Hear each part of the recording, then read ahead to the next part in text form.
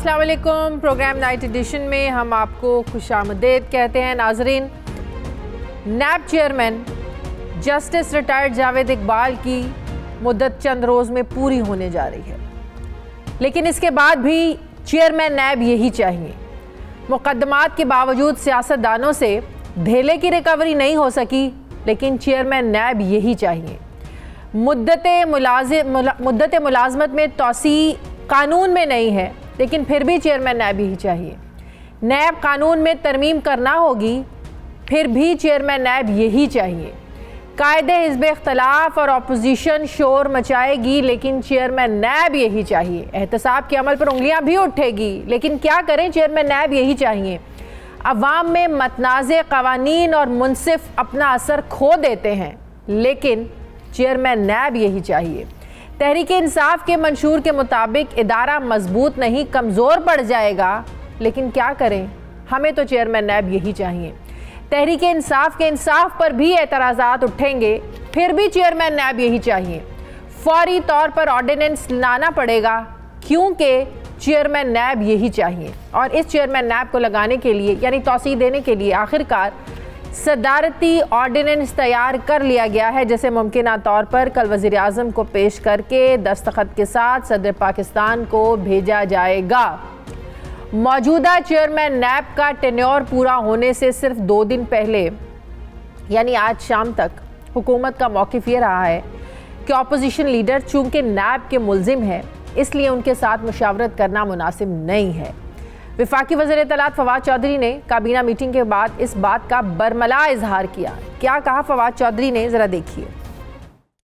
शहबाज शरीफ से पूछ के अगला चेयरमैन लगाना ऐसा ही होगा कि हम चोर से पूछें कि आप बताइए आपका तफ्तीशी कौन हो। हम शहबाज शरीफ साहब से कंसल्टेशन नहीं करेंगे। कल इस ज़मन में ऑर्डिनेंस जो है वो आएगा, जो इस लकूना को दूर करेगा। अगर लीडर ऑफ द हाउस या लीडर ऑफ द अपोजिशन में से कोई शख्स जो है मुलव्वस है नैब के केस में, तो फिर कंसल्टेशन का तरीका क्या होना चाहिए। लेकिन इससे बेहतर होता कि opposition, leader of the opposition को बदल लेती और हम एक ऐसे आदमी से कंसल्टेशन करते जिसके ऊपर कोई इल्ज़ामात नहीं है मनी लॉन्ड्रिंग के। लेकिन फवाद चौधरी की प्रेस कॉन्फ्रेंस के चंद ही लम्हों में नैब का वो मुल्ज़िम जिसको नेशनल क्राइम एजेंसी इंग्लैंड से क्लीन चिट मिली है, लेकिन अब हुकूमत के कुछ वज़रा ये कह रहे हैं, जैसे फ़ारूक नसीम ने कहा है कि उनसे मुशावरत होगी, अपोजिशन लीडर शहबाज शरीफ से मुशावरत होगी। और मुशावरत ना करने की खबर को मुशीर कानून बाबर अवान ने प्रोपेगेंडा करार दिया। हालांकि मुशावरत ना करने की खबर कोई और नहीं, उनके अपने साथी वज़ीर फवाद चौधरी मीडिया से बात करते हुए ये खबर फैला रहे थे। बहरहाल वफाकी वज़ीर कानून फ़ारूक नसीम ने भी नए सदारती ऑर्डिनेंस के मंदरजात के बारे में बताते हुए वाज़ेह किया है कि कायदे हिज़्ब इख्तलाफ के साथ मुशावरत की शिक बरकरार रहेगी। ज़ाब्ता इखलाक की खिलाफ वर्जी पर चेयरमैन नैब को सुप्रीम जुडिशल काउंसिल के ज़रिए ही हटाया जा सकेगा। नंबर 3, चीफ एग्जीक्यूटिव और अपोजिशन लीडर के दरमियान डेडलॉक की सूरत में वही चेयरमैन नैब ओहदे पर कायम रहेंगे। नंबर 4, मुकर्ररा मुद्दत में अगर फैसला नहीं होता तो इलेक्शन कमीशन की तर्ज पर मामला पार्लिमानी कमेटी में भेज दिया जाएगा। अब सदारती ऑर्डिनेंस के जरिए तरामीम भी आएंगी और शहबाज शरीफ से मुशावरत भी होगी, और अगर अपोजिशन और मुशावरत में अपोजिशन लीडर ना माने तो ये उन्हें नाकाबिले कबूल यही चेयरमैन बर्दाश्त करना होंगे। फिर इसे कहते हैं चित भी मेरी पट भी मेरी। इसी पर बात करने के लिए मुझे ज्वाइन कर रहे हैं पाकिस्तान पीपल्स पार्टी के सीनियर रहनुमा माहिर कानून बैरिस्टर चौधरी एतजाज़ एहसन साहब। अस्सलाम वालेकुम, बहुत बहुत शुक्रिया चौधरी साहब आपका।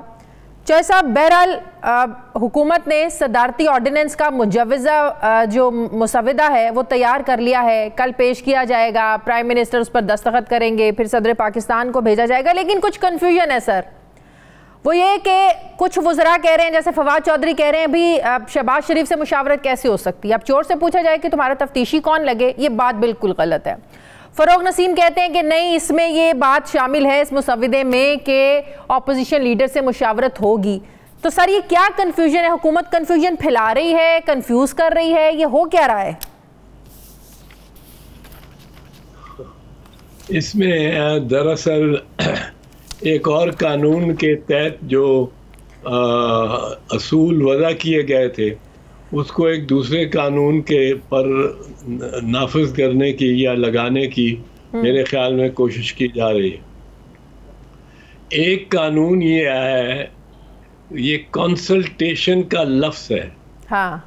कि वो था, जो पहले ये होता था आइन में कि हाई कोर्ट का जज या सुप्रीम कोर्ट का जज वो अपॉइंट, सदर उसको मुकर्रर करेंगे in consultation with the chief justice.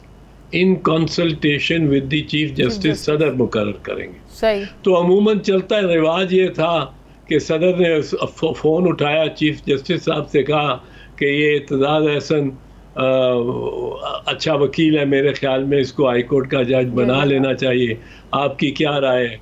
वो चीफ जस्टिस साहब ने राय दी कि मेरी राय ये है कि वैसे अभी कमज़ोर है, अभी उम्र इसकी काफ़ी पड़ी है, तो इसको बाद में 2 साल बाद बना लेंगे। प्रेसिडेंट साहब ने फ़ोन नीचे रखा और दस्तखत कर दिए नोटिफिकेशन के, इत्तेज़ाज़ एहसन जज बन गया है। और इसमें एक जुमला लिख दिया, I have consulted the chief justice.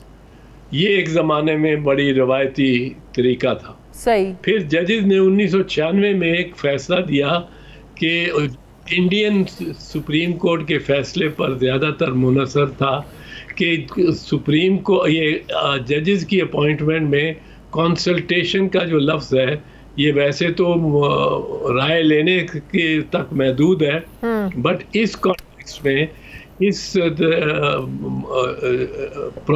मसले में और इस निस्बत से ये कंसल्टेशन का लफ्ज़ जो है ये बाइंडिंग है, यानी advice of the chief justice is binding on the president. वो अगर किसी को रद्द दे तो वो प्रेसिडेंट उसको ये नहीं कह सकता कंसल्ट कर लिया चीफ जस्टिस को, चीफ जस्टिस की बात हावी होगी। सही। अब ये कंसल्टेशन के लफ्ज़ को कॉन्स्टिट्यूशन में वहाँ इस्तेमाल किया गया जहाँ चीफ जस्टिस के मशवरा लेना था। सही। अब नैब के ऑर्डिनेंस में आया है कि the president shall appoint the chairman of NAB after consulting the prime minister and the leader of the opposition. अब प्रेसिडेंट ने 2 को कंसल्ट करना है, जाहिर है दोनों में से किसी की बाइंडिंग नहीं हो सकती, एडवाइस फाइनल नहीं हो सकती। बाइंडिंग का जो है वो यहाँ इस कंसल्टेशन पे लगता नहीं है। और गवर्नमेंट एक और चीज नहीं डाली है ना कि आप जो नई ये तरीकाकार ला रहे हैं वो ये है कि ऑपोजिशन लीडर और लीडर ऑफ द हाउस यानी कि प्राइम मिनिस्टर, ऑपोजिशन लीडर नैब के मुल्जिम नहीं होंगे। अगर इन्होंने आपस में मुशावरत करनी है तो ना ऑपोजिशन लीडर पर कोई केस होना चाहिए, ना ही लीडर ऑफ द हाउस पे केस होना चाहिए।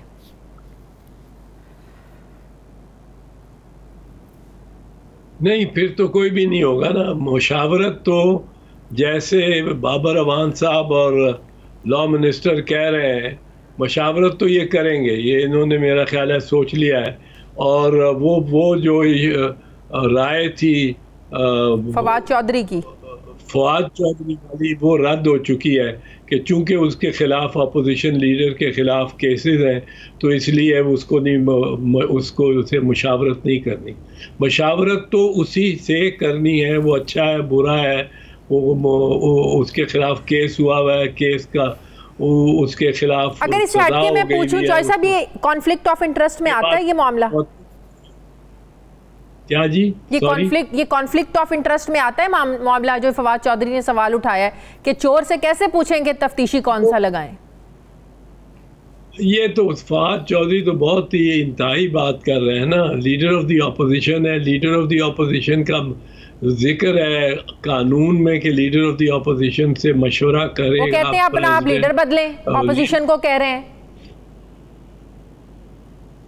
नहीं, वो लीडर किस तरह कह सकते हैं वो, ये गलत है। ये नहीं, जो राय अब दी है बाबर अवान साहब ने और लॉ मिनिस्टर ने, वो ज़्यादा बेहतर राय है गवर्नमेंट को इस कानून पे रहने के लिए। हालांकि उससे भी बंदा मोतरज़ हो सकता है और कंसल्टेशन का मीनिंगफुल होने के तहत ज़्यादा बहुत सारे नाम बैठ के और कम से कम फाइलों को पे लिख के एक दूसरे को भेजने चाहिए, उनको जस्टिफाई करना चाहिए। प्राइम मिनिस्टर को कम से कम कॉरेस्पॉन्ड करना चाहिए with the leader of the opposition, और my dear leader of the opposition लिख के, कोई ये नहीं कि मां तस्लीम ही ना करे prime minister leader of the opposition को। यहाँ अगर बनाना है किसी को प्रेसिडेंट ने, तो दोनों को कंसल्ट करके बनाना है। राय इस वक्त आपको नहीं लगता बड़ा सोच समझ के बनाया है? ऑपोजिशन को घेरने की कोशिश की गई है। आप देखें, अगर मुशावरत, अब ऑपोजिशन तो नहीं चाह रही है कि मौजूदा चेयरमैन नैब को जो है ना तौसी मिले, लेकिन जो ऑर्डिनेंस में जो मुसविदा लेकर आ रहे हैं उसमें यह है कि अगर मुशावरत नहीं होती, कामयाब नहीं होती, मामला जाएगा पार्लिमानी कमेटी में, तो ये मामला तो सारा लिंगर ऑन हो जाएगा। आपको लगता है कि इनमें मुशावरत हो जाएगी, फिर पार्लिमानी कमेटी में चला जाएगा मामला, वहां पे भी हल हो जाएगा? वहां पे भी नहीं होता तो तब तक जो है ना वो चेयरमैन नैब मौजूदा काम करते रहेंगे जब तक नए का फैसला नहीं होता। ये तो बड़ा सोच समझ के घेरा गया ऑपोजिशन को। मौजूदा चेयरमैन नैब जो है, अगर इस ऑर्डिनेंस को अमेंड नहीं किया जाता, हाँ, तो मौजूदा चेयरमैन नैब की कलम में जो नैब की स्याही है वो 10 अक्टूबर यानी 3-4 दिन बाद, हाँ, वो बिल्कुल जम जाएगी, वो ख़त्म हो जाएगी। कोई उसके पास इख्तियार नहीं होगा नैब का, और नैब का इख्तियार करने की कोशिश करेगा तो वो उस पर वो एक बहुत बड़ा उस पर मुकदमा बन सकता है। लेकिन ये कोशिश करेंगे कि एक ऑर्डिनेंस पास कर दें उसकी एक्सटेंशन का, और या एक्सटेंशन का या रीअपॉइंटमेंट का, या वो एक्सटेंशन की क्लॉज हटा दें।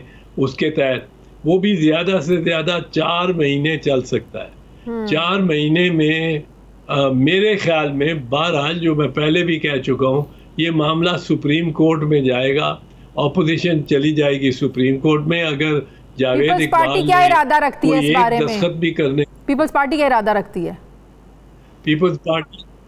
पीपल्स पार्टी भी इसको चैलेंज करने का इरादा रखती है, हर तरह, हर कानूनी अंदाज से इसकी मुखालफत करने का इरादा रखती है। और लेकिन मेरे ख्याल में ये बिल आखिर सुप्रीम कोर्ट में ही जाएगा, और सुप्रीम कोर्ट इसका कोई हल निकालेगा।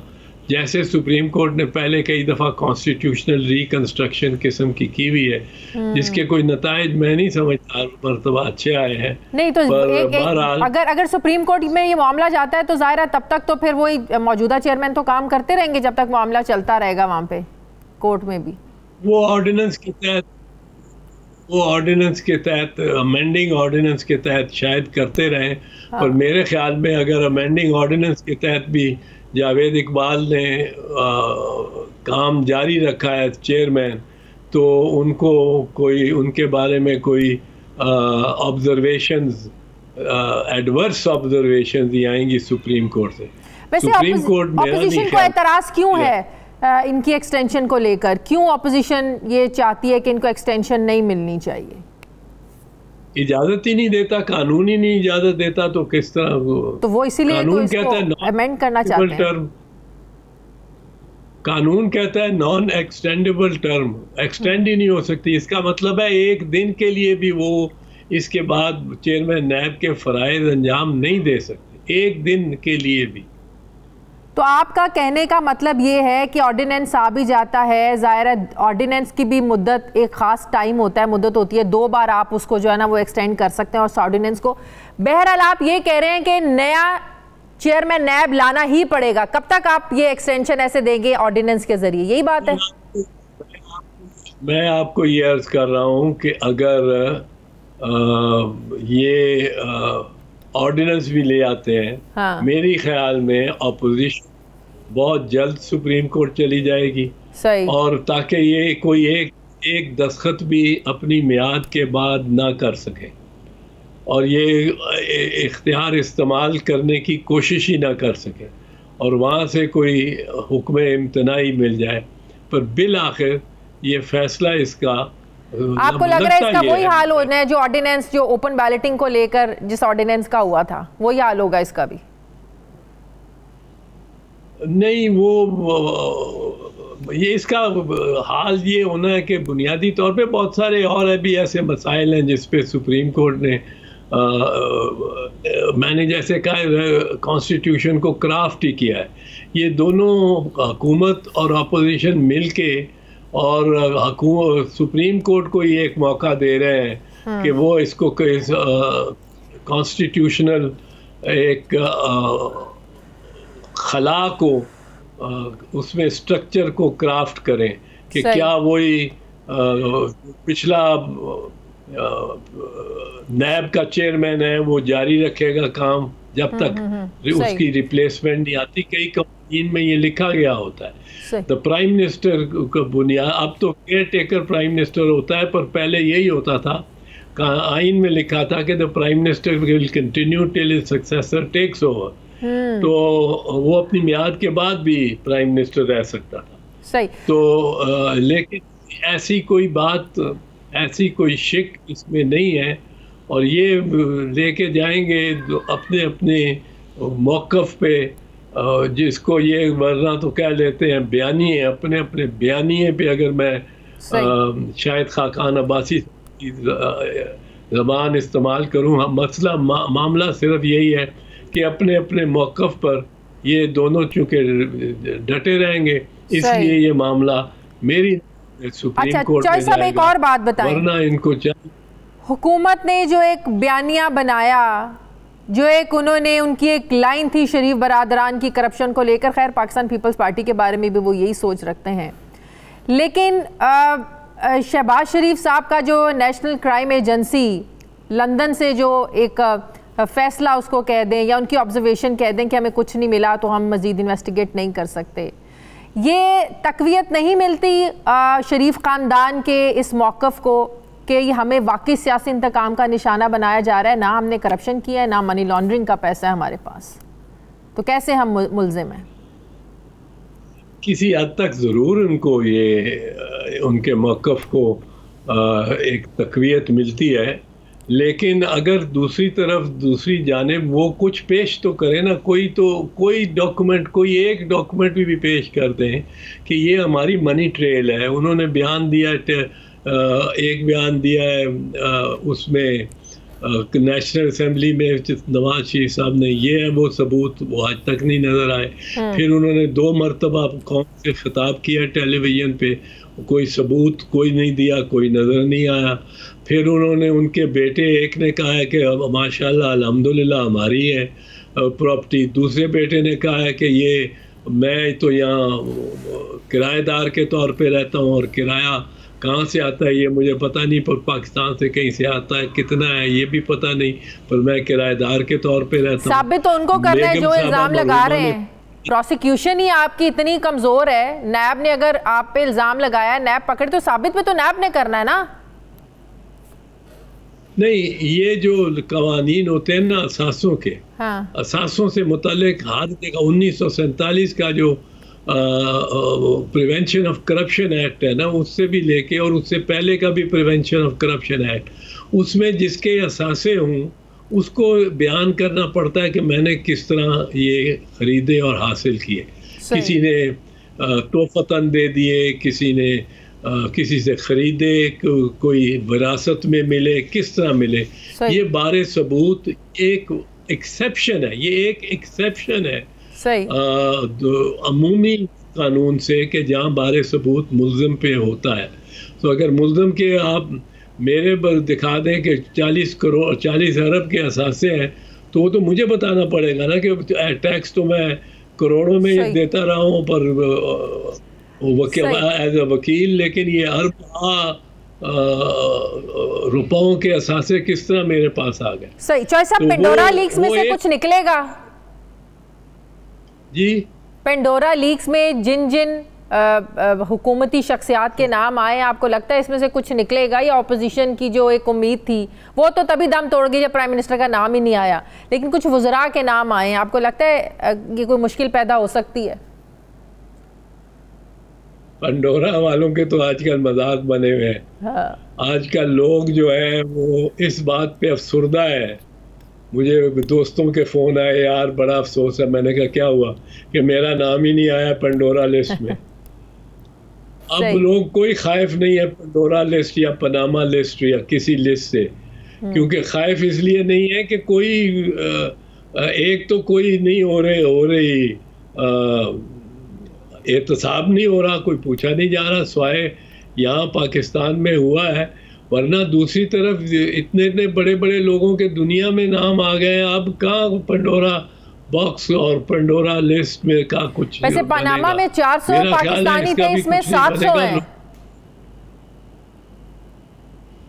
इसमें 700 है। हाँ। तो वो आजकल तो फोन सुना है, फोन करते हैं एक साहब अगर के हेलो भाई कौन बोल रहा है, यहाँ मैं पेंडोरा 705 बोल रहा हूँ, वो पनामा 520 घर पे है कि नहीं है। वो इस किस्म ये इन लिस्टों का तो अब मजाक ही बन रहा है। सही, ठीक है, बहुत बहुत शुक्रिया माहिर खान। पाकिस्तान पीपल्स पार्टी के सीनियर रहनुमा बैरिस्टर चौधरी एतजाज़ एहसन साहब मेरे साथ थे। मुझे ब्रेक लेनी है नाज़रीन, वापस आते हैं छोटे से वक्फे के बाद।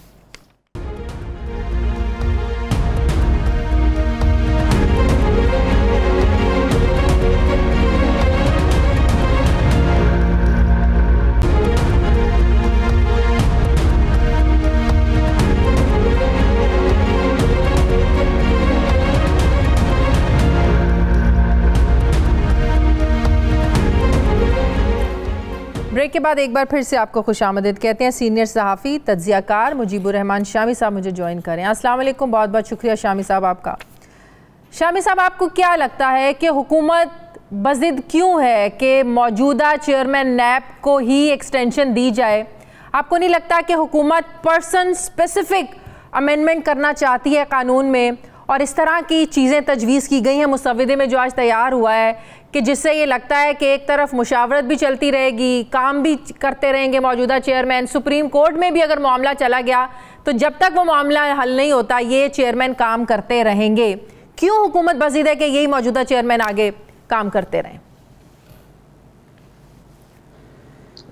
देखिए, हुकूमत जो है वो अपने आप से खेल रही है, अपनी क्रेडिबिलिटी उसकी दांव पर है। मौजूदा चेयरमैन नैब जो हैं उनके बारे में ऑपोजिशन जो है जो कहती रहती है वो तो रखें एक तरफ, लेकिन कानून का तकाजा ये है कि उनकी मुद्दत में तोसी ना की जाए। उनको 4 साल गुजरने के बाद घर चले जाना चाहिए। अब यकतरफा तौर पर तरामीम के ज़रिए से अगर उनको तोसी दी जाएगी तो नैब की क्रेडिबिलिटी मज़ीद दांव पे लग जाएगी, और उसके साथ ही साथ हमारे वज़ीर आज़म जो हैं उनके लिए भी मुश्किल पैदा हो जाएगी। हमारे वज़ीर आज़म ये कहते हैं कि क्रिकेट में उनकी ये अचीवमेंट थी कि उन्होंने न्यूट्रल एम्पायर मुकर्रर करवाए थे। तो अगर क्रिकेट के लिए न्यूट्रल एम्पायर की ज़रूरत है तो ये सियासत के लिए और एहतसाब के लिए न्यूट्रल एम्पायर की कोई जरूरत नहीं है। शामी साहब वो कहते हैं ये मेरे लगाए हुए नहीं है, ये हमारे लगाए हुए नहीं है, पीपल्स पार्टी ने और नून लीग ने मिलकर लगाया था। वो 4 साल के लिए उनको लगाया था ना, ताहयात तो नहीं लगाया था। वो 4 साल की मुद्दत खत्म हो गई। अब नया शख्स जो है उसकी तकर्री होनी चाहिए। जब कानून में लिख दिया गया कि चेयरमैन की एक्सटेंशन नहीं होगी, लेकिन शामी साहब साथ हुकूमत ये भी कहती है कि अगर हम सदारती ऑर्डिनेंस लेके आ रहे हैं, कोई गैर आनी है, कोई गैर कानूनी काम हम लोग नहीं करने जा रहे हैं, और आप बात करें कि चेयरमैन नैब को चाहिए कि वो घर चले जाएं, 4 साल पूरे हो गए, लेकिन हुकूमत तो बात कर रही है भाई आप अपने ऑपोजिशन लीडर को जो है ना वो घर भेज दें, आप अपना ऑपोजिशन लीडर बदल दें, शहबाज शरीफ को चाहिए वो खुद ही जो है ना वो हट जाएं। हुकूमत तो ये बातें कर रही है। ऑपोजिशन लीडर भी बदल देना चाहिए, लीडर ऑफ द हाउस भी बदल देना चाहिए। लीडर ऑफ द हाउस जो है उनकी पार्टी के कई लोगों के रेफरेंसेस यानी दायर है वहाँ, उन पर उनके खिलाफ इंक्वायरीज हो रही हैं, इन्वेस्टिगेशन हो रही है नैब में कई वज़रा के खिलाफ, वज़रा आला के खिलाफ। तो क्या फिर जो लीडर ऑफ द हाउस है उसको भी ये हक नहीं पहुँचता कि वो तकर्रुर करे? देखिए, कानून में जब एक बात लिखी गई है तो फिर उसे फॉलो करना चाहिए। अगर किसी शख्स को सिर्फ आप इल्ज़ाम की बुनियाद पर काम करने से रोकेंगे तो ये कानून का तकाजा नहीं है। लीडर ऑफ द अपोजिशन पर इल्जाम है, कोई चीज साबित नहीं हुई और ये इल्जामात वफाकी वज़रा पर हैं, ये इल्जामात वज़रा आला पर हैं, उनकी अपनी इंक्वायरी चल रही हैं, तो फिर लीडर ऑफ द हाउस जो है उनका इस्तेकाक भी खत्म हो जाएगा, तो फिर तो हम एक क्राइसिस पैदा कर देंगे ना। बिल्कुल सही। लेकिन आपको पता है जब चीफ इलेक्शन कमिश्नर की तकर्रुर हुई ऑपोजिशन लीडर और अपने लीडर ऑफ द हाउस ने मिलकर की, आपको पता है फॉरेन फंडिंग केस भी इनका चल रहा है, तो वो भी तो फिर कॉन्फ्लिक्ट ऑफ इंटरेस्ट के जुमरे में आता था ना। उस वक्त किसी ने एतराज नहीं किया। हाँ। ना लीडर ऑफ द हाउस जो थे, अगर वो कहते कि मैं इसमें शरीक नहीं होऊंगा इस प्रोसेस में और एक आला मिसाल कायम करते, तो आज हम अपोजिशन लीडर से भी ये बात कर सकते थे। मगर जो लीडर ऑफ द हाउस हैं उनके पैमाने अपने लिए और हैं, दूसरों के लिए और हैं। तो ऑपोजिशन अगर इसको सुप्रीम कोर्ट में चैलेंज कर देती है तो आपको लगता है कि ये खत्म हो जाएगा, जैसे ओपन बैलेटिंग का सदारती ऑर्डिनेंस आया, चैलेंज कर दिया गया और वो खत्म हो गया? देखिए, ये तो सुप्रीम कोर्ट को मालूम होगा अब इसे खत्म करे या ना करे, लेकिन जो नैब की साख है वो तो मजरू होगी ना, उसे तो सदमा पहुंचेगा। अगर एक चेयरमैन जो है उनको हुकूमत यकतरफा तौर पर बरकरार रखना चाहती हो, तो फिर नैब के बारे में, उस चेयरमैन के बारे में सवालात पैदा होंगे। और अगर ये एहतसाब का अदारा जो है इसके ऊपर सवालात पैदा हो जाएं, तो फिर लोग तो समझेंगे कि ये इंतकामी कार्रवाइयाँ हो रही हैं। और हमारे मुल्क में बार बार ऐसा हुआ है, पार्टी इन पावर जो है वो अपोजिशन लीडर्स के खिलाफ कार्रवाइयाँ करती रही है, और इस वजह से हमारे यहाँ ये जो कार्रवाइयाँ एहतसाबी हैं इनकी क्रेडिबिलिटी बहुत कम रह गई है। तो हमें माजी से सबक सीखना चाहिए और बेहतर तरीके से बिहेव करना चाहिए और अच्छी मिसालें कायम करनी चाहिए। अच्छा, आपको क्या लगता है, आज एक वजीर कह रहे थे कि मुशावरत नहीं होनी चाहिए, एक चोर है उससे कैसे पूछ लेंगे, तफ्तीशी कौन सा लगाए। फरूक नसीम कह रहे थे कि नहीं, मुशावरत अपोजिशन लीडर से होगी। आपको लगता है रस्मन सी मुशावरत होगी अपोजिशन लीडर के साथ, क्योंकि हुकूमत ने तो तय कर लिया है कि मौजूदा चेयरमैन नहीं जो है ना वो कंटिन्यू करे, इसीलिए तो पर्सन स्पेसिफिक ये लॉ लेकर आ रहे हैं, तरमीम लेकर आ रहे हैं। तो मुशावरत आपको लगता है सिर्फ रस्मी सी ये मुशावरत होगी? देखिए, मुशावरत जो है रस्मी नहीं हो सकती, उसके लिए सुप्रीम कोर्ट कह चुकी है, वो बामकसद होनी चाहिए, बामानी होनी चाहिए, नतीजा खेज होनी चाहिए। मुशावरत का मकसद ये है कि दोनों लीडर ऑफ द हाउस और लीडर ऑफ द अपोजिशन के दरमियान कंसेंसस होना चाहिए, इत्तेफाक राय से नाम तजवीज होना चाहिए। लेकिन लगता नहीं है कंसेंसस मुशावरत होगा। का ये मतलब नहीं है जी, लगता नहीं है सर कि कंसेंसस होगा। हुकूमत तो क्योंकि ये आज ये वाजे कर दिया है कि जब तक कंसेंसस नहीं होता, जब तक पार्लिमानी कमेटी में भी फैसला नहीं होता, तब तक ये काम करते रहेंगे। तो जाहिर है फिर हुकूमत के तो फायदे में जाएगी ना चीज, डेडलॉक होता है नहीं होता, तो हर चीज उनके फायदे में। क्या होगा, अखलाकी साख मजरू होगी हुकूमत की। आपको लगता है कि हमारे यहाँ इखलाकियात मैटर करती हैं शामी साहब? आप दंगे फसाद को दावत दे रहे हैं ना। जब आपने अखलाकियात को रद्द किया है, पामाल किया है माजी में, उसका नतीजा क्या निकला है? बड़ी बड़ी मजबूत हुकूमतें जो हैं उनके खिलाफ तहरीकें उठी हैं और वो उनके लिए मुश्किलात पैदा हुई हैं। तो अगर माजी से कोई सबक नहीं सीखना और उसी गड्ढे में गिरना है जिसमें पहली हुकूमतें गिरती रही हैं, तो फिर हम क्या कह सकते हैं? ठीक है, बहुत बहुत शुक्रिया। सीनियर तज्जियाकार मुजीबुर रहमान शामी साहब मेरे साथ थे। मुझे ब्रेक लेनी है, नाज़रीन वापस आते हैं छोटे से वक्फे के बाद।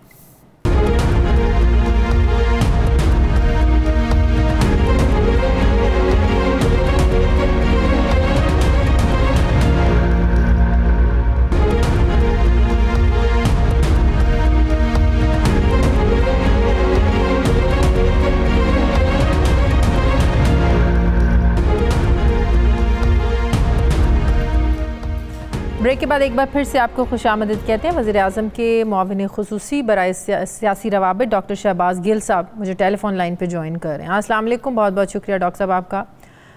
डॉक्टर साहब, ये कन्फ्यूजन है, इसको दूर करें कि चेयरमैन नैब के मामले को लेकर अपोजिशन लीडर शहबाज शरीफ से अब मुशावरत होगी या नहीं?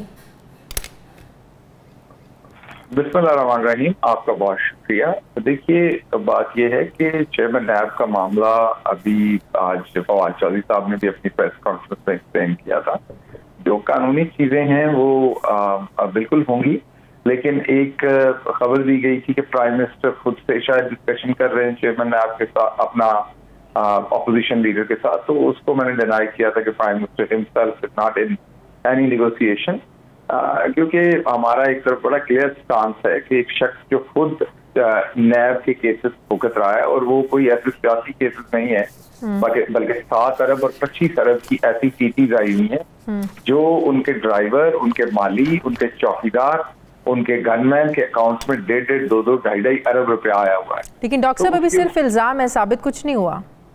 नहीं, देखिए मैं यही आपकी खिदमत में अर्ज करने लगा हूँ कि नूर मुकद्दम का कत्ल हुआ, अभी कुछ जो कातिल है उसको अदालत ने सजा नहीं दी। जब तक सजा नहीं दी तो टेक्निकली वो मुल्जिम है, मुजरिम नहीं है। लेकिन कई ऐसे कत्ल होते हैं जिसमें इतने वाज़ेह सबूत नहीं होते जितने इस केस के अंदर सबके सामने हैं। इसी तरीके से अब हम आंखें बंद करना चाहें तो हमारी मर्जी, लेकिन जो शहबाज शरीफ के केसेस हैं वो आम केसेस नहीं है, उनमें बड़े वाज़ेह सबूत हैं। तो हुकूमत शहबाज शरीफ के साथ मुशावरत नहीं करना चाहती, लेकिन जिन्होंने मुसविदा तैयार किया वजीर कानून फरोग नसीम साहब, वो तो कह रहे हैं मुसविदे में लिखा है कि चेयरमैन नैब की तैनाती के लिए ऑपोजिशन लीडर से मुशावरत की जाएगी। देखिए, कोई अगर हुकूमत के किसी लेवल के ऊपर कोई करना चाहे तो कर ले, प्राइम मिनिस्टर नहीं करेंगे ऐसे शख्स के साथ जो खुद चोरी और खुद नहीं। जब एक कानून में चीज मौजूद है कि करनी ही प्राइम मिनिस्टर ने है, लीडर ऑफ द हाउस थे ऑपोजिशन लीडर ने जनाब, तो फिर प्राइम मिनिस्टर को छोड़ के कोई अपने ताई कैसे कर सकता है जब एक चीज कानून में मौजूद है? तो नहीं, मैंने आपको उसमें अब ये कैसे होगा वो बाद में देखेंगे। अब आप मेरा गला पकड़ के तो नहीं कह सकेंगे ना कि अभी करके ये दिखाएं या ना। नहीं, मैं तो एक कानूनी पॉइंट ऑफ व्यू से बात कर रही हूँ। मैंने भी आपके सामने जो आपकी खिदमत में अर्ज किया वो ये किया है कि एक ऐसा शख्स जिसपे 25 अरब और 7 अरब ये 2 केसेस हैं जो चोरी के, फ्रॉड के उसके ऊपर है, और अकाउंट में पैसा आया हुआ है। आपने जब मुझे कहा कि अभी कुछ साबित नहीं हुआ, आपने दुरुस्त बात की है ना वे, लेकिन इन वे वो बात बिल्कुल दुरुस्त इसलिए नहीं कि उनके अकाउंट में पैसा आया हुआ है, जुर्म हुआ हुआ है। ठीक है, मुझे एक और चीज फिर मुझे समझाएं ना, देखने वाले को, सुनने वाले को समझाएं। जब ऑर्डिनेंस का जो मुसविदा है उसमें लिखा है कि मुशावरत की शिक बरकरार रहेगी, तो फिर इसका क्या मतलब है? आप तो कह रहे हैं कि नहीं होनी मुशावरत, तो हुकूमत की तरफ से तो कर लेगा मुशावरत, प्राइम मिनिस्टर तो नहीं बात करेंगे ऐसे शख्स के साथ जिसके ऊपर इतने संगीन इल्जामात हैं। ये तो तौहीन होगी कि आप उसके साथ मुशावरत करके, और एक चोर जो है अपने लिए जो उसकी इन्वेस्टिगेशन कर रहा है उसे दायरे का हेड एक ऐसा शख्स लगाए जो खुद चोर है और मतलूब है, उसके अकाउंट के अंदर पैसा पड़ा हुआ है, उसको जवाब नहीं है उसके पास कि ये कहाँ से आया। ये ऐसे ही है किसी के घर के अंदर से चोरी की गाड़ी बरामद हो जाए और आप उससे पूछेंगे थाने का एसएचओ कौन सा। चलिए, ये मिसालें तो सही दे रहे हैं आप, लेकिन मैं तो उस चीज़ की बात कर रही हूँ ना जो मुसविदा हमारे सामने आया, जो फरोग नसीम साहब की कुछ चीज़ें हमारे सामने आई, उसके मुताबिक यही है कि मुशावरत ऑपोजिशन लीडर के साथ ही होगी और मुशावरत की शिक बरकरार रहेगी। या तो इन चीज़ों को बदले ना, फिर कल ऑर्डिनेंस लेके आ रहे हैं आप लोग। मैंने आपको बताया ना कि जी वो तो मेरे पास अभी इल्म में नहीं है, ऑर्डिनेंस जब आएगा तो वो आपके भी सामने होगा, मेरे भी सामने होगा, लेकिन जब तक वो आता नहीं तो मैं कोई ऐसी बात नहीं कह सकता कि आ रहा है ऑर्डिनेंस के नहीं आ रहा। तो जब आएगा तो हम सबके सामने होगा। लेकिन इस पॉइंट में मैं आपको ये कह रहा हूँ कि मुशावरत अगर करनी हुई तो पहले भी असम्बली के लेवल पे दूसरी जगहों पर लोग जाके हमारे मुशावरत करते हैं, वो कर लेंगे। लेकिन शहबाज शरीफ जैसा शख्स जिसके ऊपर इतने संगीन इल्जामात हैं, जिसने इतनी लूटमार की हुई है उसने और उसके बेटों ने, 25 अरब और 7 अरब उसके अकाउंट्स में आए हुए हैं, उसके ड्राइवर। वो तो कह रहे हैं, वो आपने मरीम नवाज की उस दिन बात नहीं सुनी कि इंटरनेशनली सादिक और अमीन करार दिए जा रहे हैं शहबाज शरीफ साहब। फिर वो नेशनल क्राइम एजेंसी की रिपोर्ट में जो कुछ कहा गया वो भी सबके सामने है। इतनी बड़ी प्रेस कॉन्फ्रेंस की उन्होंने शहबाज शरीफ साहब ने।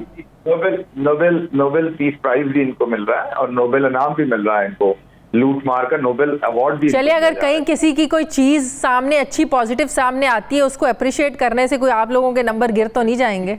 वो अब मैडम वो भी तो फिर अकल नहीं थे मौजा, वो भी पॉजिटिव नहीं थी। 2 साल तक एक मशकूक ट्रांजैक्शन की वजह से इनका बैंक बंद हुआ। आपका अगर मशकूक ट्रांजैक्शन की वजह से 2 साल बैंक बंद होगा, या आपको कल जाते हुए चालान होगा आपका और बाद में जज उस चालान पे आपको छोड़ देगा, तो आपकी जिंदगी में ये पॉजिटिव। लेकिन क्लैरिटी भी तो वहीं से मिली ना, अगर मशकूक कोई थी लेकिन क्लैरिटी तो मिल गई ना उनको। कोई क्लैरिटी नहीं थी, वो फेक न्यूज रन की गई सारी। एक मशकूक ट्रांजेक्शन को जो है वो सिर्फ और सिर्फ फ्रीज किया गया और उसी को अनफ्रीज कर दिया गया बाद में। किसी अदालत ने बरी नहीं किया, शहबाज शरीफ का नाम नहीं था, सलमान शहबाज का वो अकाउंट था और उसकी बड़ी लिमिटेड सिचुएशन थी जिसके अंदर उसको देखा गया। ना आपको 20 साल के अकाउंट्स देखे गए, ना 3 मुल्कों के अंदर अकाउंट्स देखे गए, सिर्फ उस दिन वैसे उन्होंने डॉक्यूमेंट्स के साथ सारी चीजें प्रेस कॉन्फ्रेंस में बताई और दिखाई, और मैं उस प्रेस कॉन्फ्रेंस में मौजूद थी। एक एक चीज, एक एक लाइन वो पढ़ के बता रहे थे। जाहिर सी बात है, अगर कोई इंटरनेशनल इदारे को लेकर बात करें, कोई भी उन्हें सू कर सकता है। ओ मैडम, उन पे ना यकीन किया करें, आपको बेवकूफ बना रहे थे। जैसे नवाज शरीफ ने पूरी कौम को बनाया था, वो भी सफे पढ़ रहे थे और कहा था हजूर ये है वो जरा। बाद में किधर है वो डॉक्यूमेंट? चले आप दे दीजिए मुझे डॉक्यूमेंट। आप तब भी मौजूद थी, आप तब भी टेलीविजन देख रही थी और आपके सामने उन्होंने पार्लियामेंट के मेरे सामने तो अभी ये चीज है कि जितने भी इल्जाम हो शहबाज शरीफ पर, शहबाज शरीफ तो बार घूम रहे हैं, साबित कुछ नहीं हुआ। डॉक्यूमेंट दे दीजिएगा मुझे। साबित कुछ नहीं हुआ शहबाज शरीफ साहब पे। नहीं, आप ये मुझे बताइए, तो साबित अभी ये भी तो नहीं हुआ कि वो मुजरिम नहीं है। अभी तो उनका केस चल रहा है, अब साबित क्या कर दें? फेक न्यूज की आप बात कर रहे हैं। फेक न्यूज तो आप लोगों ने उस दिन चलाई अपने सरकारी जराए टीवी पे, पीटीवी से। एक फेक न्यूज चल गई उस दिन, तो कितने हॉल पड़ रहे हैं तो जो हमारी हुकूमत के बारे में 365 दिन पिछले 3 सालों ये जस्टिफाई करने का कोई तरीका नहीं है शहबाज गिल साहब। आप कहेंगे गलती हो गई, नहीं होना चाहिए। हम भी कहते हैं कि फेक न्यूज नहीं चलनी चाहिए। हम ये शादिया, हम तो पहले दिन से कह रहे हैं कि फेक न्यूज पे 10 करोड़ और 25 करोड़ का जुर्माना होना चाहिए। उससे आप ही लोग भागते हैं। उस दिन भी किसी ऐसे ही शख्स ने फेक न्यूज फैलाई जो किसने फैलाई? सरकारी टीवी से चली जनाब? नहीं, सरकारी टीवी से नहीं चली। आपको यही गलत फहमी है। वो जो सरकारी टेलीविजन का चलाया गया है स्क्रीनशॉट, वो फेक न्यूज बना के सारे ग्रुप्स के अंदर स्प्रेड किया गया। वो पीटीवी नहीं था? क्या बात कर रहे हैं?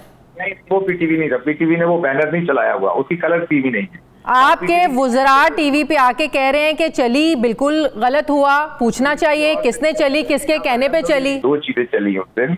एक, पीटीवी का जो एंकर बैठा हुआ था उसने कहा कि इत्तलात है कि 5 कंपनियां उसकी हैं, लेकिन उसके कहने से पहले पीटीवी का फेक बैनर बना के व्हाट्सएप ग्रुप के अंदर भेजा गया। अच्छा, चलें, पीटीवी पर जो उस दिन नाम चल रहे थे पेंडोरा लीक्स को लेकर, उसमें सिर्फ ऑपोजिशन के लोगों के जिनके नाम आए वो चल रहे थे। जो आप लोगों के तरफ से कुछ लोगों के नाम आए वो तो नहीं चल रहे थे। सबके चलने चाहिए, मेरा निकाल किसी ने रोका होगा। हमारे लोग तो खुद ट्वीट कर रहे हैं। अलीम खान साहब ने खुद ट्वीट किया, सुनते जाइएगा। 4 ही लोगों के नाम आए। शौकत तरीन साहब ने 5 मिनट के अंदर ऐसा जवाब दिया, अब आप दोबारा कोई नाम नहीं लेंगे उनका। अच्छा, उसके बाद आज मोहम्मद अल्लाही ने ऐसा जवाब दिया, दोबारा आप कभी नाम नहीं लेंगे। फैसल बोडा ने ऐसा जवाब दिया। वो बात बिल्कुल ठीक है, लेकिन बात यह है कि प्राइम मिनिस्टर साहब भी बात करते थे ना कि इंडिपेंडेंट टीवी चैनल बनाऊंगा बीबीसी की तर्ज का पीटीवी को। तो इक्वलिटी होनी चाहिए ना, जहां ऑपोजिशन के नाम आ रहे हैं वहां हुकूमती लोगों के भी नाम चला दें। शादी ऐसे ही ना हल्कान हो जाया करें आप। आप बहुत बहुत शुक्रिया, बहुत शुक्रिया। वज़ीर आज़म के मुआविन दूसरी बराए सियासी रवाबी डॉक्टर शहबाज गिल साहब मेरे साथ हैं। नाज़रीन, मुझे ब्रेक लेनी, वापस आते हैं छोटे से वक्फे के बाद।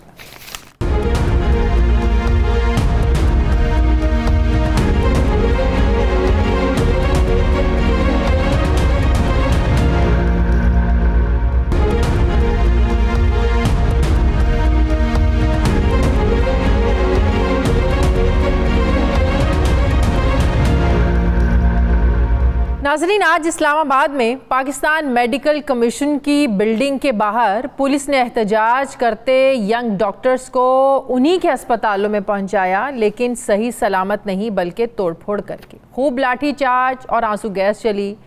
डॉक्टर्स को गिरफ्तार करके गाड़ियों में भी डाला गया। डॉक्टर्स के एहतजाज में मार कुटाई उस वक्त शुरू हुई जब उन्होंने पाकिस्तान मेडिकल कमीशन की बिल्डिंग में दाखिल होने की कोशिश की। डॉक्टर्स पिछले 1 महीने से एहतजाज कर रहे हैं कि वो नेशनल लाइसेंसिंग एग्ज़ाम को नहीं मानते। उनका ये मानना है कि तालीम के मेयार को बेहतर करना ये हुकूमत की जिम्मेदारी है और तालीम के मेयार को बेहतर किए बगैर इजाफी इम्तिहान लेने का कोई जवाज़ नहीं बनता।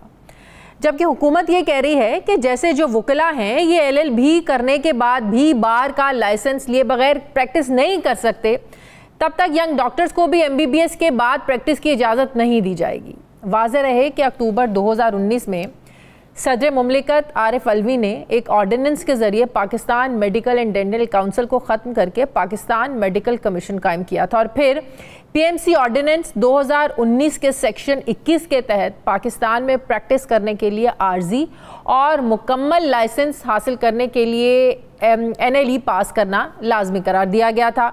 अब यंग डॉक्टर्स इस एहतजाज को मुल्क गिर एहतजाज बनाने पर तुले हुए हैं, लेकिन हुकूमत भी लचक दिखाने को तैयार नहीं है। अभी फवाद चौधरी साहब कह रहे थे कि ये मुतालबा आप लोगों का किसी ने नहीं मानना। मुझे ज्वाइन करें इसी पर बात करने के लिए डॉक्टर इमरान भट्टी हैं, तर्जुमान यंग डॉक्टर्स एसोसिएशन पंजाब। अस्सलाम वालेकुम, बहुत बहुत शुक्रिया इमरान भट्टी साहब आपका। इमरान भट्टी साहब, मसला क्या है? अभी जैसे मैं अपने इंट्रो में भी बता रही थी, जैसे वुकला को भी लाइसेंस लेना पड़ता है LLB करने के बाद भी प्रैक्टिस करने के लिए, तो आप लोगों को क्या मसला है लाइसेंस के लिए इम्तिहान देने का? क्यों आप लोग इसमें जो है ना वो इनकारी हैं? वजह क्या है? देखें, जिस तरह चीज़ें पेश की जा रही हैं, जिस तरह चीज़ें आवाम को बताई जा रही हैं, मीडिया को बताई जा रही हैं, चीज़ें उस तरह नहीं हैं। अच्छा। पूरे पाकिस्तान के अंदर पिछले कई माह से कैंपेन्स जारी हैं, जिसमें कन्वेंशन का सिलसिला जारी है। बेसिकली समझना ये होगा कि NLE क्या है। जब वकील Ali Raza vice president PMC और जब वकील फवाद साहब तशरीह करेंगे मेडिकल के जो ऑर्डिनेंस हैं, जो मेडिकल के लॉज हैं, तो इसलिए तशरीह उनकी बिगड़ेगी। आपको ये किसी भी डॉक्टर से पूछना चाहिए। इसी सिस्टम के तहत डॉक्टर अरशद तकी जो कि मौजूदा प्रेसिडेंट हैं PMC के, वो इसी सिस्टम के तहत डॉक्टर बने और उसी सिस्टम ने ही उनको PMC का प्रेसिडेंट लगाया।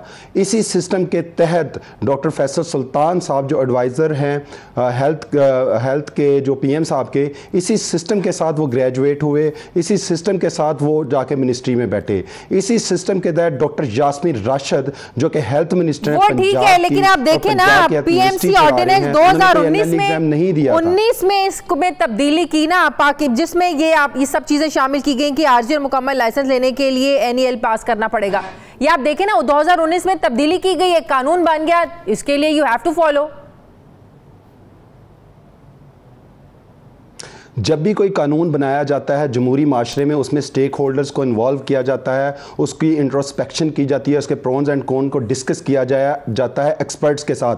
जब ये ऑर्डिनेंस, पहले तो बात है ये सदाती ऑर्डिनेंस आया PMC का, जिसको PMDC जो कि हमारा कानून था, जो डॉक्टर्स को रेगुलेटरी बॉडी थी, उसको डिमोलिश किया गया all of the sudden overnight. Nausherwan Barki साहब के कहने पर, जिन्होंने कोरोना के अंदर पल्मोनोलॉजिस्ट होते हुए अमेरिका में खिदमत तो दी, लेकिन पाकिस्तान में कोई खिदमत सरंजाम नहीं दी।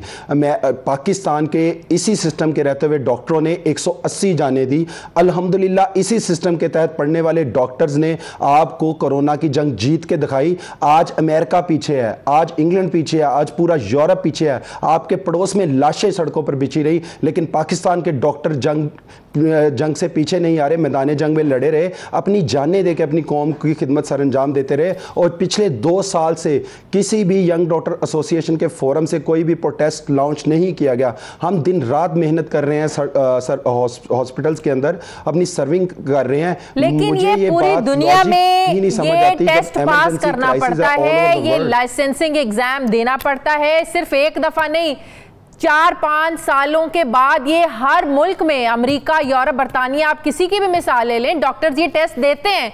आप तो कह रहे हैं हमने एक दफा नहीं देना, वो चंद सालों बाद रिपीट होता है वहां पे पूरी दुनिया में। मैं आपको ये बताना चाहूँगा कि आप अमेरिका और इंग्लैंड में और बहुत सारी चीज़ें होती हैं जो पाकिस्तान में नहीं होती। पाकिस्तान में एक डॉक्टर के ऊपर 300 पेशेंट नहीं चढ़ा दिए जाते। पाकिस्तान, अमेरिका के अंदर एक डॉक्टर को थप्पड़ रसीद नहीं किए जाते। वहाँ कानून है, वो जंगल नहीं है। पाकिस्तान एक जंगल का कानून फॉलो करता है। अगर आपने ये सारी चीज़ें करनी है, सबसे पहले लीगैलिटी को चेक करें। मैं आप टेक्निकल इशू उठाता हूँ कि किसी भी लॉ को आप इंट्रोस्पेक्शन आप नहीं इम्प्लीमेंट कर सकते। जो बैजेस PMDC, हमारा जो मुतालबा है, हम ये नहीं करें कि NLE ना लेके आएँ, हम ये नहीं करें कि एग्ज़ाम ना लें। University of health sciences regulatory body है जो कि पाकिस्तान की अपनी कायम करदा बॉडी है। उसके अंडर 57 के करीब एग्जाम्स लिए जाते हैं डॉक्टर्स के 5 सालों के अंदर, जो कि उनकी जो मेरिट को टेस्टिफाई करते हैं। उसके बाद एक आफ्टर 5 इयर्स एक फाइनल ग्रेजुएशन का एग्जाम होता है। उस एग्जाम के बाद उनको टेम्परेरी लाइसेंस दिया जाता है 1 ईयर का, कि हॉस्पिटल में जाके अपनी हाउस जॉब करें।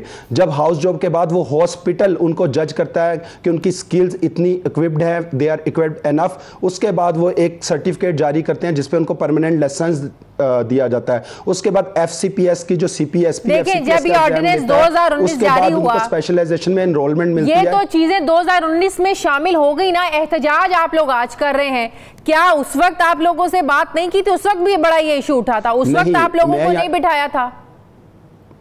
ये ये एहतजाज 2019 से ही जारी है। मसला ये है कि हमारी कौम को एहतजाज तब नज़र आता है जब सड़कों पे खून बहता है, जब दरवाजे टूटते हैं, जब ज़ख्म लगते हैं जिस्म पे, तो एहतजाज। हमने अपना खामोश प्रोटेस्ट, हम मीटिंग्स करते रहे इनके साथ। 2019 में जब आया और 2019 के एंड में और 2020 के स्टार्ट में कोरोना की सिचुएशन आ गई, हम अपनी सारी एनर्जीज कोरोना के अंदर सर्व की। हम सड़कों पे नहीं निकले, हमने इनसे मीटिंग्स की, बारहा मीटिंग्स की। इन्होंने हमें हर दफा सुना फवाद चौधरी साहब कह रहे थे, आखिरी सवाल मेरा, अभी फवाद चौधरी साहब आप अभी कह रहे थे कि कोई बेस नहीं है आप लोगों के एहतजाज की, पूरी दुनिया में ये होता है, ये टेस्ट आपको देना पड़ेगा, ये मुतालबा आपका कोई मानने वाला नहीं है, आपकी नेक्स्ट स्ट्रेटजी? फवाद चौधरी साहब ने कभी फवाद चौधरी साहब को क्या पता कि मेडिसिन क्या होती है और उसका क्राइटेरिया क्या होता है? एक डॉक्टर बनने के लिए रेडीबान और दुकानदार के बच्चों को बचपन से लेके जवानी तक सर्फ करनी पड़ती है, तब जाके डॉक्टर बनता है। फवाद चौधरी साहब, आपकी तरह बाय हुक एंड क्रुक मिनिस्ट्रियां हासिल नहीं की जाती। और बाकी रह गई हमारे जो रिप्रेजेंटेटिव्स हैं, ये डॉक्टर्स, आज उनका सुन लिया आपने? अच्छा, उनकी स्ट्रेटजी आपने सुन ली ना? स्टूडेंट्स के ऊपर आज जो अरेस्ट की गई स्टूडेंट्स, डॉक्टर साहब बात सुन लेना, वो कहते हैं कुछ नहीं होना, नहीं मानना मुतालबा। आप लोगों की स्ट्रेटजी क्या है? हमें पता है ये रियासत मदीना नहीं है, हमें पता है जमहूरियत नहीं है, ये फ़िरौनियत है, हमें पता है दूसरों को कानून। आपने देखा हफ्ता पहले जो लाहौर के अंदर बरकत मार्केट के सामने एहतजाज हुआ था, उस पर एमनेस्टी इंटरनेशनल ने एक डिटेल्ड रिपोर्ट दी है जिसपे उन्होंने क्राइम लिखा गया है। पुलिस और जो अदारे हैं जो गवर्नमेंट के, उनकी तरफ से टॉर्चर, पूछ रही हूं, आप अगली बात कर रहे हैं, आप लोग ऐसे सड़कों पे रहेंगे? आज नहीं, हम सड़कों में हम देखें, प्राइम मिनिस्टर साहब की लॉजिक ये है कि लड़ाई, फाइट, वॉर किसी चीज का हल नहीं होती, डायलॉग टेबल हर चीज का हल होता है। बिल्कुल, क्या हम जब लाहौर में करते हैं, कोयटा में करते हैं और पेशावर में करते हैं, तो आप इंगेज करें डायलॉग से, हमारी बात सुने, ले आए नली, हमें टेबल टॉक पे करें। अगर हम आर्गुमेंट्स विन करते हैं तो आप हमें समझिए, अगर आप नहीं करते तो आप बिल्कुल मुज़ाकरात होने चाहिए। बहुत बहुत शुक्रिया डॉक्टर इमरान भट्टी। हमारे प्रोग्राम का वक्त खत्म हो गया। फीडबैक ज़रूर दीजिएगा, अपना ख्याल रखिएगा, मुझे इजाज़त दीजिए, अल्लाह हाफ़िज़।